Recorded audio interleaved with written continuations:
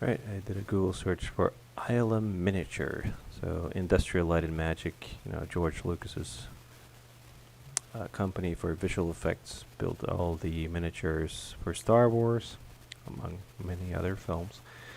Uh, see, many beautiful traditional, miniature models. This is what I'm getting at. So these kinds of elements could be something we would refer to as kit bashing. Kit bashing is a term kind of invented here with miniature model making, where you have all these elements that are just sort of, it's littered with all this miniature detail. So you wouldn't necessarily have to go in here and labor intensely over all these intricate detail. Maybe this could be assembled from anything that could, it would be designed for a different purpose, whether just computer chips or even just buy like a miniature kit set that would come with a lot of these pieces that could initially be for something else, but you would just fit them to suit whatever need you would have. So so you have some areas without too much detail where the eyes can rest, but then exposing all these kinds of areas of just immense detail. So like I said, that's kit bashing. You can Google that if you want. But that's kind of the same approach we're going to do in ZBrush, and it's done a lot in CG as well, where we're just going to have a bit of fun, and without over-analyzing things too much, we're just going to import a bunch of alphas here. So online you can find a bunch of alpha libraries. If you go to Gumroad, for instance, you will find a lot of resources that are made by other artists and uploaded. So these were just a lot of mech alphas. I think it will suit this purpose. Import it right here into the alpha menu in ZBrush.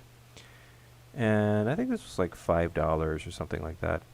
I'm not quite sure. I don't remember, but not very expensive, and it would support the artist directly. So I encourage you to go to Gumroad, check out the different resources that are under, and maybe you could also upload your own in the future. So, all right, first of all, I like to go to document, hit double the area here, just make sure I'm using all the canvas. Also like to turn down the range, and I'm going to go import, and I'm now going to go find the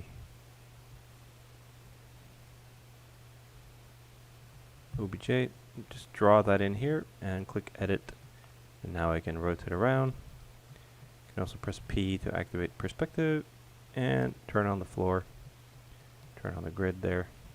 I don't really like that red material. I'm going to go just turn on the basic material. So now that looks pretty familiar. Shift F, see the wireframe. Alright, so before I can apply any of these alphas, I do need more resolution here, or more poly count.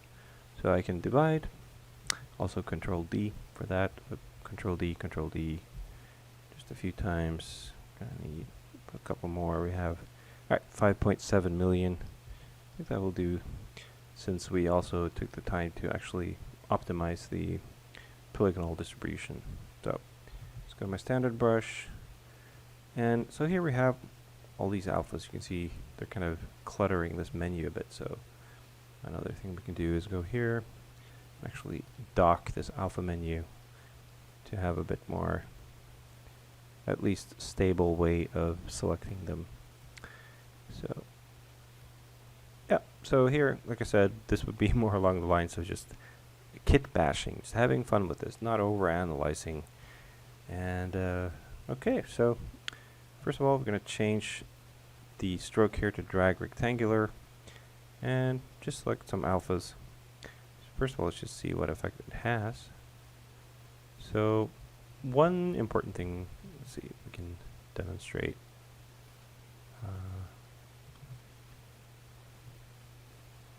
Yeah, you might see it gets clipped off a bit here. So one important thing to do is just turn the focal shift down. on your standard brush here. So the whole alpha will be clearly visible. And so there, I'm dragging it on.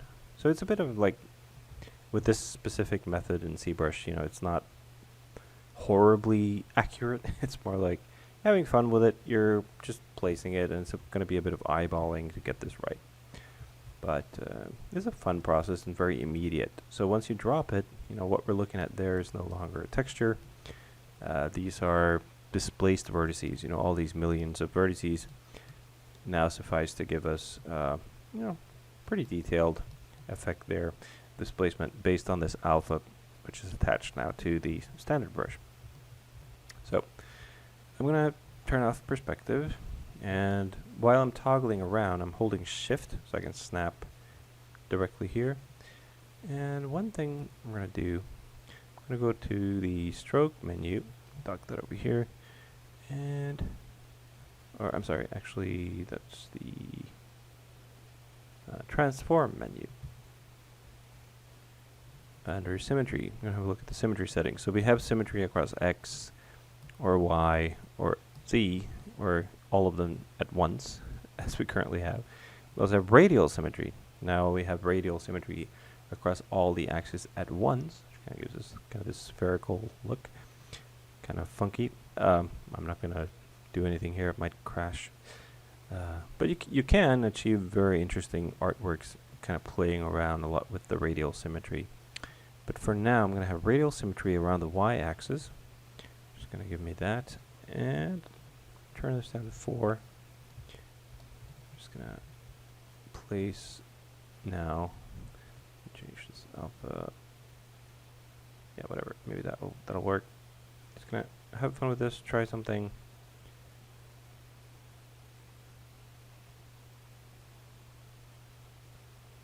Okay, something like that. Yeah, I want a bit more subtle effects. I'm going to lower the C add intensity.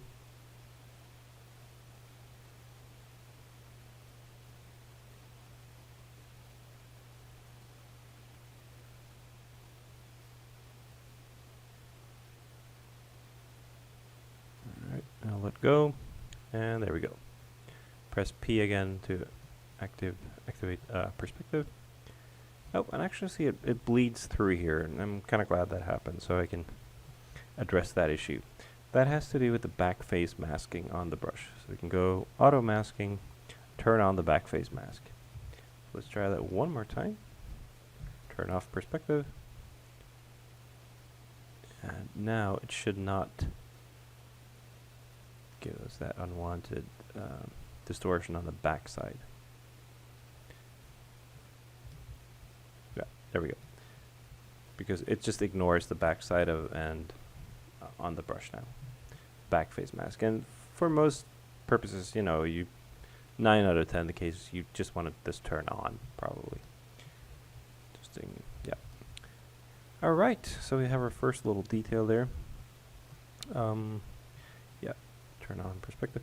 One other thing we could do with radial symmetry. In a little bit different way. So just increase this to 100. So I'm in the Damien standard. So like something like this. That's using it in a very different way. Maybe a little more subtle here. Actually, turn off perspective. And then I go over and smooth after the fact. So it's a little bit like, you have to be a little careful with this method. But it does work, kind of. It's very quick. And then I like going over, just smoothing that a bit. So you see, there it is, kind of smooth. And I could also pinch that area. So with the pinch brush, so you see the symmetry settings are global. So I can keep changing brushes and the symmetry will still be enabled. So I could, if I now go over and pinch it back, you see I can create a very defined line there. Okay. Also, let's try it here on the top. Oh, BDS, Damien standard. Let's see.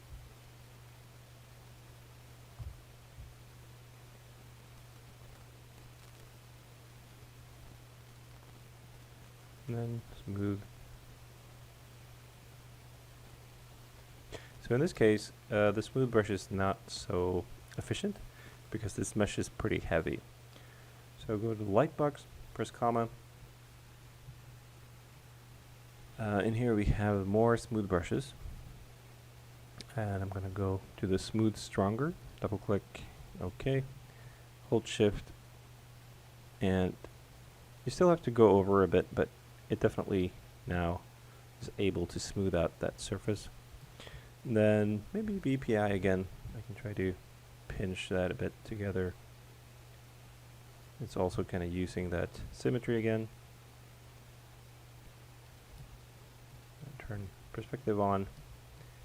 You know, different way to use radial symmetry. Now, and I can also be creative with it. So let's try again, Damien standard. You know, whatever, turn that down just to kind of demonstrate. You know, we could do more wacky things. Just introducing a stroke, and it's just repeating that brush stroke I did over and over again. Right. Not sure I want that though, but yeah. So you can actually be very, you can create very interesting effects, just altering the symmetry settings in ZBrush. So okay, so a couple different ways how we can use symmetry, radial symmetry. Should turn off symmetry real quick and just show one other way. Then we could do kind of like this sort of effect would be just by masking. So I'm going to turn off perspective. Yeah, so I don't know if it makes sense, but I'm just going to make another line here. So I'm using the mask pen brush, holding control, dragging a rectangular marquee. Like there, it will create a mask like that. So let me clear that mask. So to clear the mask, just control drag to the side. There we go. It's pretty clean. And control click to the side, it will invert it. Actually, let me make it a little more defined like that. Alright, control click. And here I could use the global deformers. So with the global deformers under the tool palette, we do have to be a little bit careful because, yeah, they're very heavy effects. So, you know, if you just drag the slider very aggressively, chances are, you know, things might crash. So, and I can also enter, it's a little bit like, yeah, less than optimal, I'd say, this sort of, but I can enter numerically, so I have to kind of carefully place the cursor in the middle of that slider, so I get the red number there, and then maybe minus 0.6, eyeballing that, and then we get sort of a numeric input, and it will do a global transformation. It will only affect that area, so subtle, but now you see it kind of did that little inflate. So now I used inflate balloon, which just means that it also adds a little curvature to the inflate operation, which in this case was a -1 going into the mesh. All right. So yeah, using masking, obviously hugely powerful as well. So if we go to B, M, we do have different masking brushes. So, you know, do a circle, just a curve, lasso, rectangular, square. Let's try the square. Yeah, actually, let me activate symmetry while I'm doing this again. So I'll go to transform. Radial symmetry, we'll do 4 again, just so we can get that panel happening all the way across. Might as well. Alright, let's get that panel like that. There we go. Alright, so place that first. So, yep, so that should happen all the way across, and then try. Yeah, so in the middle, and drag the square, hold space bar.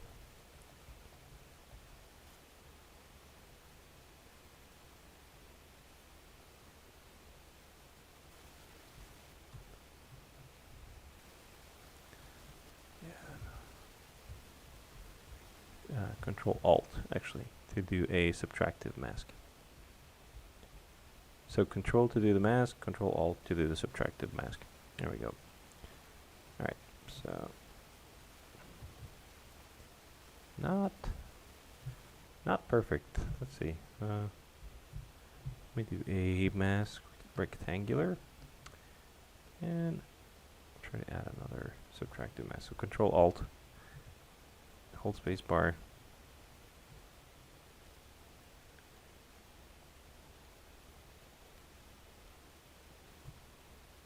Okay, all right. So yeah, it's a little bit of labor, manual labor, sometimes. In here, a much more precise way of doing this would be to make a custom mask in Photoshop based on the UVs of the object, and then you can import it to ZBrush in that way. So, but we're just kind of playing around in ZBrush right now, and this is definitely also an approach you could take to add kind of quick surface detail. So again, I'm gonna do. Let's do a balloon -1.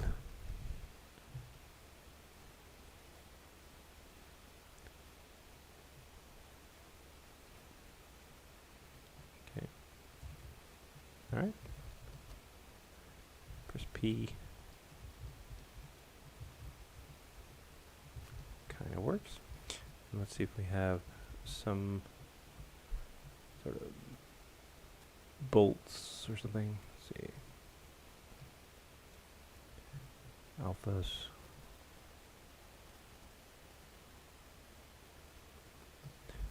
That'll work. Okay.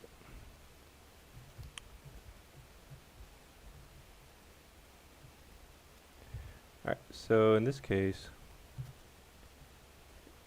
I could drag them out and kind of eyeball the size here. There's another option where the drag dot, which in this case would work kind of nicely. And that's just dependent on the draw size of the brush. I could drag out some bolts here. There we go. Alright, so far so good. And yeah, let's just keep adding things. Again, like without overanalyzing, just keep trying out things.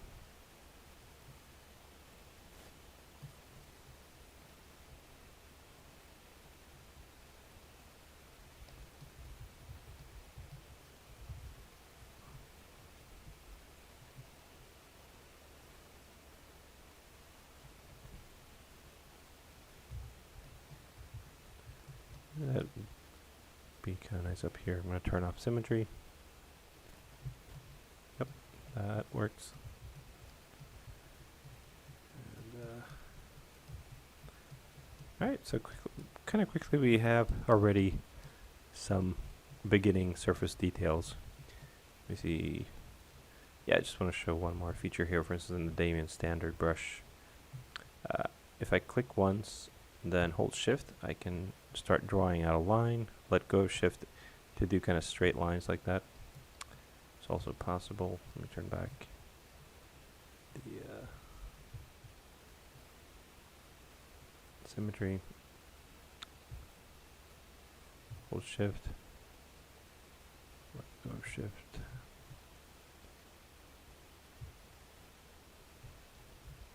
So you see.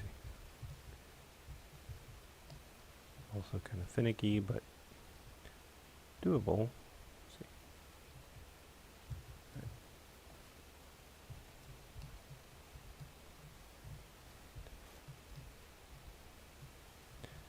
Yeah. So not so clean. That we could have cleaned this up a bit easier if you used a morph target, which we'll talk about a bit later.